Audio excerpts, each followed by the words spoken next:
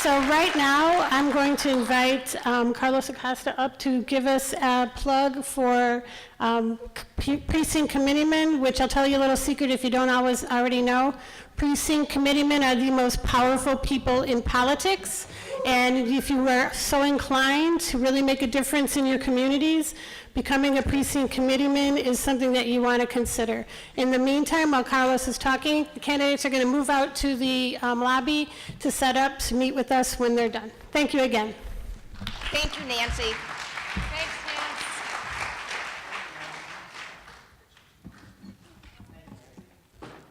Nancy. Again, my name is Carlos Acosta, and I am the precinct committeeman for Door 9, which is kind of the southern section of Woodstock. I'm also the chairperson for District 5, which is basically, come on, Fivers, which covers basically southern Woodstock and then snakes down 47, picks up the east end of Huntley. I like to say that the precinct committeeman is the easiest political job to get and the hardest to do. There's two ways to become a precinct committeeman. First, you get appointed by your district chairperson, or you collect 10 signatures on a petition, you show up on the primary ballot, and you become a precinct committeeman. When I ran for precinct committeeman in 2016, it cost me 3 hours and no money. We'll come back to that. I wanted to point out a couple of things about the committeeman role because I'm a lifelong Democrat, but I had heard there might be some Republicans in the audience, and I wanted to speak to that also. But first, I wanted to kind of lay out a difference I'd noticed with the party. When I first got involved, if you can imagine 3 concentric circles. You've got the McHenry County Democratic Party, and then you've got the Illinois Democratic Party, and then you've got the DNC. And for many years, I thought that they were all kind of subsidiaries. One told the other what to do. And what I really started to realize is that we're all really franchises. We share the Democratic name, but we are fairly independent. And the role of the McHenry County Democratic Party is to get local candidates elected, either to the county board or to countywide offices. When other candidates come in, yes, we're going to help them where we can because they're Democrats. But again, the county party's role is to elect Democrats in the county. Now, what is the role of the committeeman? And I'll break it down into 2 different roles. First, there's the external role. At a very basic level, the committeeman, you are the ears, the eyes, and the face of the Democratic Party in your neighborhood. Your job is to go out and talk to people, to take information to your neighbors about candidates, but also to get information from your neighbors and take it back to the party so that the party, again, remains relevant to your neighborhood. That's your job. Now, the more committeemen we have, the more relevant we are. And the Democratic Party is doing pretty good. In McHenry County, we have 211 precincts. Democratic Party has 130 of those precincts covered by committeemen, 62%. That's pretty good. Now, the Republican Party has 166 precincts covered. They got 79% of the precincts covered. Game on. That's right. Now, the other role of the committeeman is obviously to get Democratic candidates elected. And I've had some conversations with folks as the district chairperson. Part of my job is to get my precincts covered.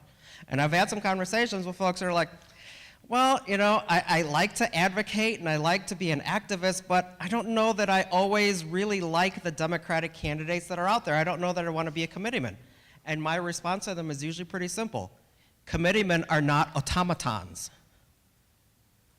I tell my committeemen, you have to be convinced. Yes, we're going to support a candidate, but my level of support to a candidate is going to be based on their level of interest on my precinct.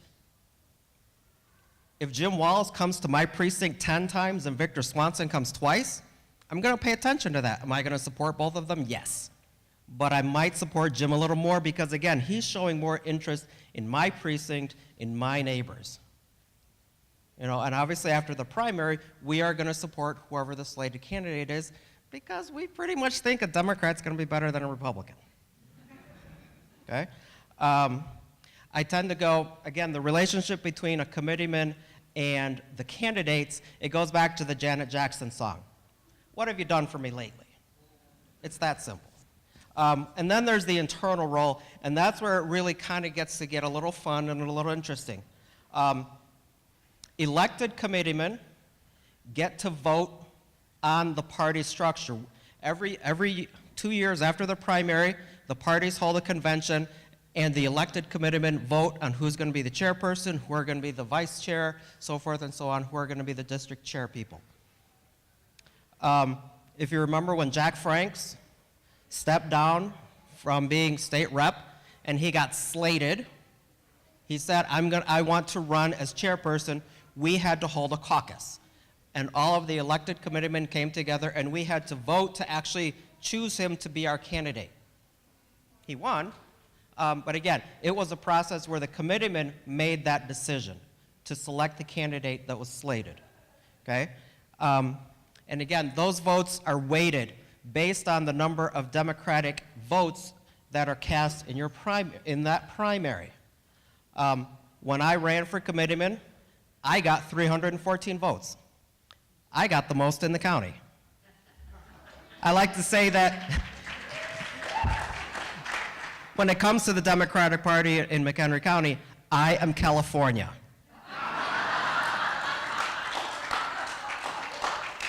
Okay?